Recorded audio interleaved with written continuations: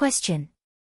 A 67-year-old man with a history of hypertension, diabetes mellitus, and hyperlipidemia presents with chest pain that started 3 hours ago. The pain is retrosternal, crushing, and radiates to the left arm. He is diaphoretic and appears anxious. On examination, his blood pressure is 140/90 mmHg, and his heart rate is 95 bpm. ECG shows ST segment elevation in leads 2, 3, and AVF. Cardiac biomarkers are elevated. Troponin-I. 15 nanograms per milliliter, normal less than 0.04 nanograms per milliliter. CKMB. 120 IU/L, normal 5 IU/L. What is the next best step in management? A. Intravenous thrombolysis. B. Percutaneous coronary intervention. C. Administration of beta blockers. D. Echocardiography to assess left ventricular function. E. Coronary artery bypass grafting. Correct answer is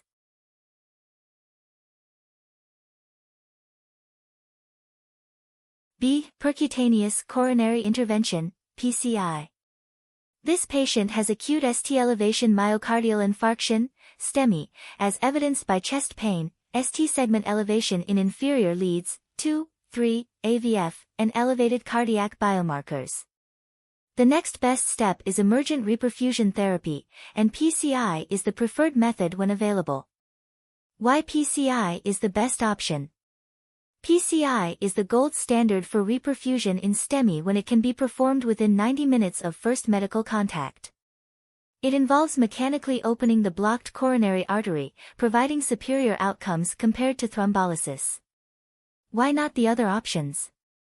A. Intravenous thrombolysis, used when PCI is not available within 120 minutes. While thrombolysis is effective, it has a higher risk of bleeding and is less effective than PCI. C. Administration of beta blockers. Beta blockers can reduce myocardial oxygen demand but are not the immediate step in STEMI. Avoid in cases of hypotension, bradycardia, or cardiogenic shock. D. Echocardiography to assess left ventricular function. This is useful later to assess complications but is not a treatment for STEMI. E. Coronary artery bypass grafting, CAB reserved for cases with multivessel disease not amenable to PCI or failed PCI. It is not an acute intervention. Key management steps for STEMI. Initiate dual antiplatelet therapy, e.g., aspirin plus P2Y12 inhibitor like clopidogrel. Administer anticoagulation, e.g., unfractionated heparin.